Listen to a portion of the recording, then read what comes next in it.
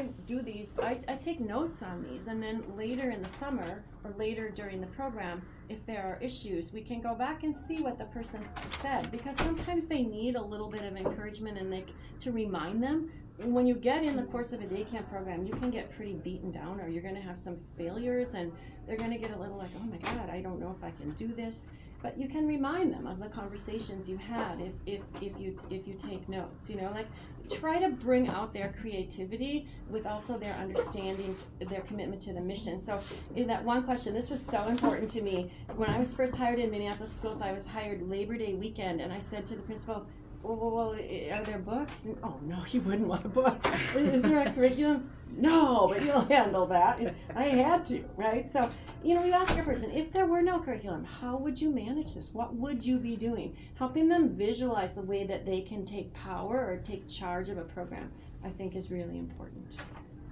Yeah, so your point about empower them, absolutely. I think it's the number one role of a mentor.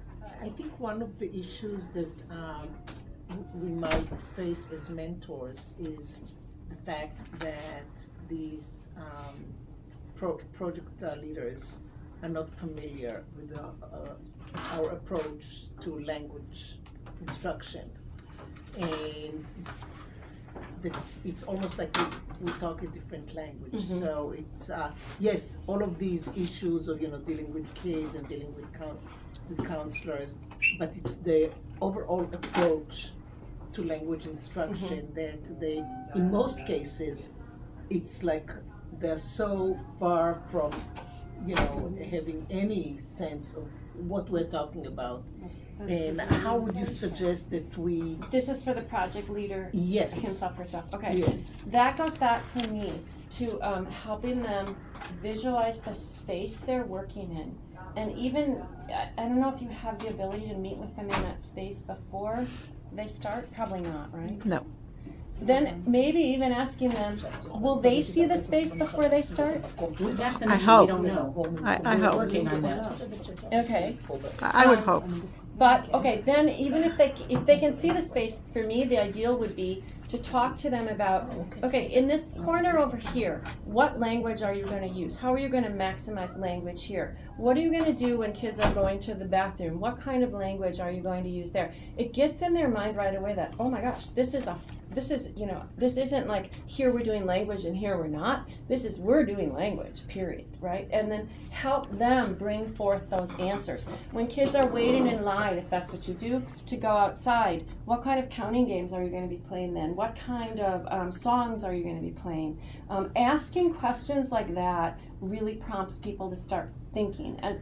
If they can see the space, it's very helpful. We always have deans fly in from wherever they are when we hire them to see the space they're going to be working in so they can help visualize it for their staff members. But even a floor plan would work as long as you can have some kind of conversation. As long as they know they're going to be outside at some points, they're going to be going into swimming at some points, helping them talk through that part of the day.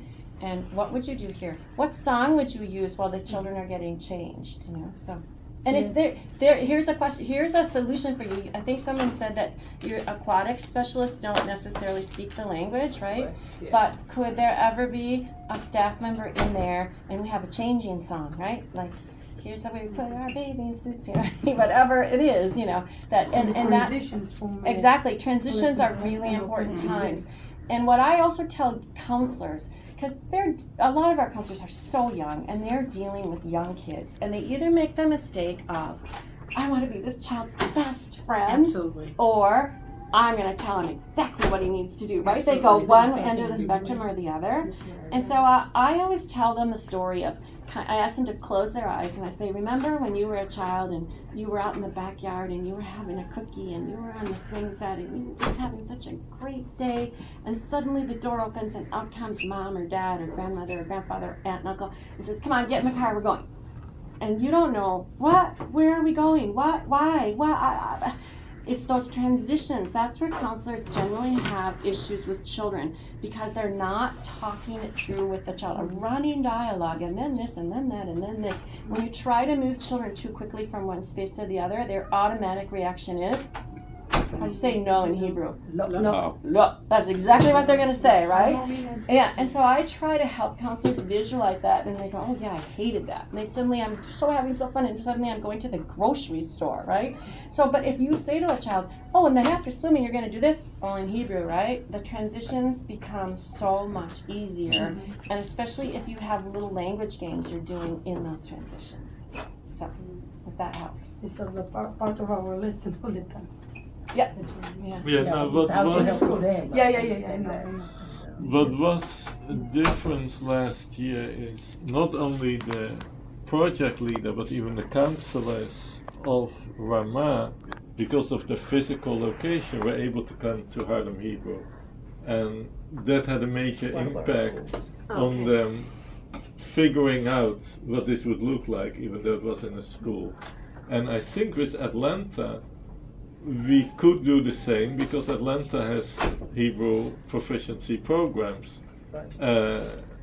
I don't know if it's your school would be the best or one of the other schools, but our problem is that with Cleveland, Toronto, and Detroit, we don't have anything nearby. We have to videotape. I really think that will be beneficial because it's the seeing the actual lessons. We should have done it right at the very beginning of the year, but I think that, I have found that alleviates an awful lot of that anxiety.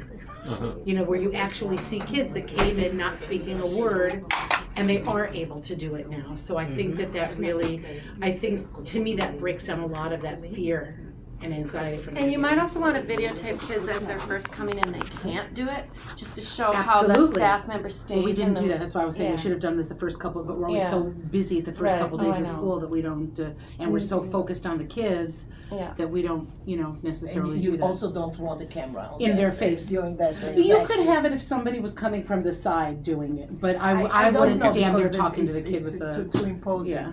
We do have a lot of videos of lessons so that they can have, for those that cannot come, we have so many videos that we've done of lessons so that they can have a general sense of what it looks like. It is a classroom, but still our classrooms are very playful Right. and so it's not sitting in rows and things like And that. I'm just thinking too, what might be helpful to you, if you go onto the Concordia Language Village's website and look for something called the Village Pages, each village runs a website, and oftentimes they're uploading videos of instruction in the language or a game in the language, and most of them are maintained through the entire year.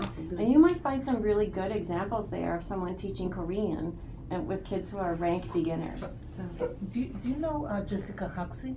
yeah. So she used to have some nice videos of her lessons beginning In Japanese. in Japanese from Connecticut. What's the name of the town? St. Paul's School, is it? Maybe. No, it might be St. Paul's Yeah, School. but anyways, she used to have it. I don't know.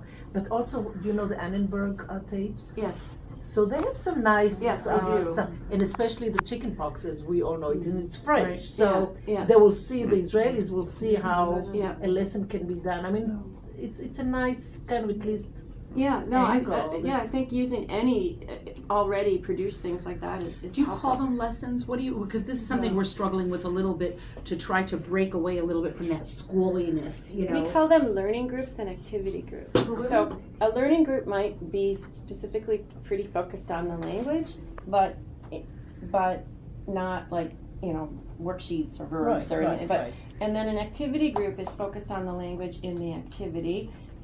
And sometimes there's not much differentiation Right. between them. And a learning group, though, is almost always broken down by proficiency level. And an activity group could have a mix in there of proficiencies. Also So- for assessment, how do you call it? What's that? For assessment, because we don't want Oh, when we come to the conference, but we generally, with our 2-week villagers and adult villagers, we call it reflection. And with our credit villagers, tests. even more than ours. But we also use self-reflection and self-assessment with our credit villagers. But our program in credit has to translate to schools, right? So, we have to be able to say to a Spanish teacher in Santa Fe, this is what they learned, here's our curriculum, here's, So, the other thing I want to say before we stop this mentoring is, I put examples of open-ended questions on one side and closed-ended on the other side. I'm not saying that they're either good or bad. I'm saying there's different purposes for when you'd want to use them. And for me, when I'm, dealing with a crisis at a certain village, I'm pretty much using closed-ended questions. Like, where did that happen and when? So it's not so much about how are you feeling about it. Yeah. Do you use some kind of like a checklist? For the staff? Even for like reflection, how much of the time I spoke, like Hebrew, like some kind of a Absolutely. checklist. Absolutely, and we're gonna get, look at all this Yeah. stuff I have here. Yeah.